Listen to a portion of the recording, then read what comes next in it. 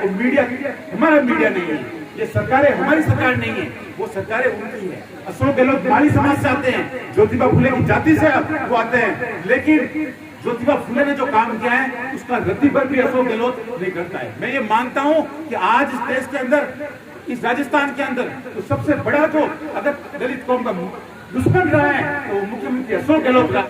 जब मैं विदेश गया, जब मैंने वहां बात रखी तो यहाँ के दोनों केंद्र की और प्रदेश की सरकार ने हर तरीके से मीडिया के अंदर वो बात छपने नहीं दी जो मैंने वहां पे की। आपके देश का बेटा विदेश में जाके इस देश का के बारे में देश के विचार रखता है और उसको यहाँ के अंदर ब्लैक लिस्ट करवाया जाता है, उसकी बात बाहर नहीं आने चाहिए जाती है। कोई भी देश का मीडिया उसका इंटरव्यू नहीं लेता है। क्यों? क्योंकि उनको पता है कि असलियत लोगों के सामने आ जाएगी, ये ज्यादा ये अपने समाज को जागृत कर देगा। अगर ये जागृत कर दिया तो इस समाज का भला हो जाएगा। मलेशिया के अंदर मलेशिया के अखबार वालों ने कहा कि शैलेश कुमार मौसमपुरिया की जो स्पीच है वो one of the dynamic speech रही है। 200 जो अंग्रेज आए थे उन्होंने तालियां बजाई, खड़े होकर तालियां बजाई, लोगों ने उस की तारीफ की, वो सब खुद के विचारों की तारीफ की, लेकिन यहाँ के मीडिया ने छुपाया। क्यों छुपाया? क्योंकि उनको पता है वो मीडिया हमारा मीडिया नहीं है, ये सरकारें हमारी सरकार नहीं है, वो सरकारें उनकी है। अशोक गहलोत माली समाज से आते हैं, ज्योतिबा फुले की जाति से वो आते हैं, लेकिन ज्योतिबा फुले ने जो काम किया है उसका रत्ती भर भी अशोक गहलोत नहीं करता है। मैं ये मानता हूँ कि आज इस देश के अंदर, इस राजस्थान के अंदर तो सबसे बड़ा जो अगर दलित कौम का दुश्मन रहा है तो वो मुख्यमंत्री अशोक गहलोत रहा है। जितेंद्र मेघवाल के मूछ रखने पे हत्या की गई, उसके मुंह से एक वर्ड नहीं निकला। इंदर मेघवाल की हत्या के बाद उसके परिवार के ऊपर लाठीचार्ज किया गया। इससे बड़ी बेरहमी की और किसी व्यक्ति के नालायकी की क्या बात हो सकती है? मैं आपको पुनः दूसरा छात्र संघ चुनाव की बात, सोहन जी यहाँ पे बैठे हैं, आपने देखा होगा किस तरह से ओजस्वी रूप से इन्होंने अपनी बात रखी। ऐसे छात्र नेता हमारे विश्वविद्यालय में हैं और उनको पता था कि अशोक गहलोत को चैलेंज मिलने वाला है और भीम आर्मी स्टूडेंट फेडरेशन पहली बार जोधपुर के अंदर छात्र संघ चुनाव जीतने वाले हैं, तो उसने छात्र संघ चुनाव ही कैंसिल करवा दी। तो आप ये सोचिए कि ये गिरोह इस तरीके से हमें रोकने का कार्य कर रहे हैं। ये हमारे समाज के अंदर में भी कई सारे ऐसे गिद्ध मौजूद हैं जिनको ये जागृति नहीं है कि हम किसके लिए काम कर रहे हैं।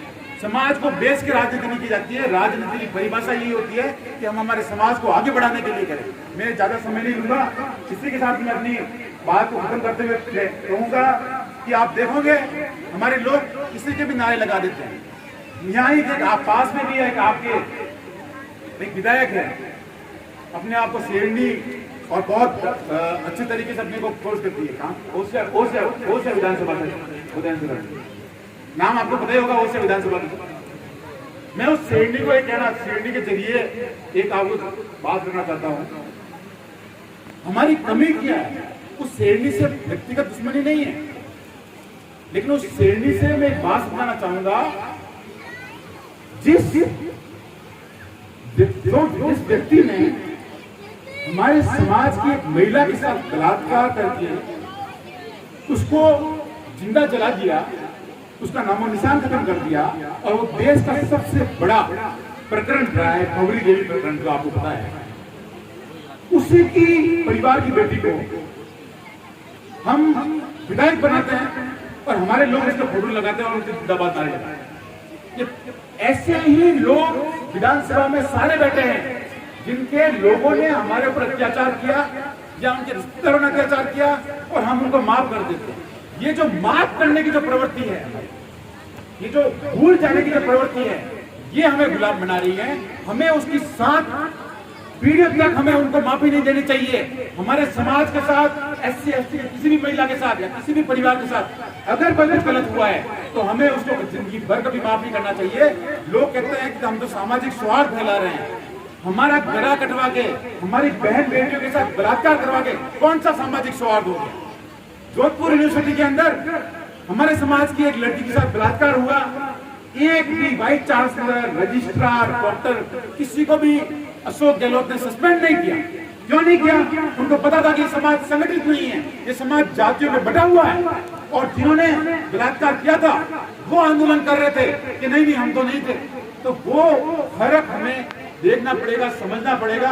अगर ये हम नहीं समझ सकते तो जो स्वाभिमान की लड़ाई डॉक्टर अंबेडकर ने लड़ी है वो व्यर्थ जाएगी। और बाबा साहब ने हर बार डॉक्टर अम्बेडकर के रूप में कोई व्यक्ति हजारों सालों में पैदा हो वापस नहीं आएगा।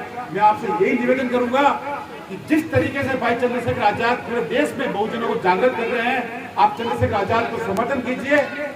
अभी दिमाग में कोई कंफ्यूजन रखे बिना ये रखिए कि जो हमारा चुनाव चिन्ह जो कैथली है, हम उस पर वोट करें और जो भाई चंद्रशेखर आजाद का आदेश हो, जिसको टिकट दे, हम उसके साथ खड़े रहे। क्योंकि हमारा भाई चंद्रशेखर आजाद अगर मजबूत हो गया तो हमारे देश के अंदर हमारे साथ अत्याचार भी नहीं होंगे और हमारे लोगों के पास रोजगार भी होगा और हमारा स्वाभिमानपूर्ण जीवन भी होगा।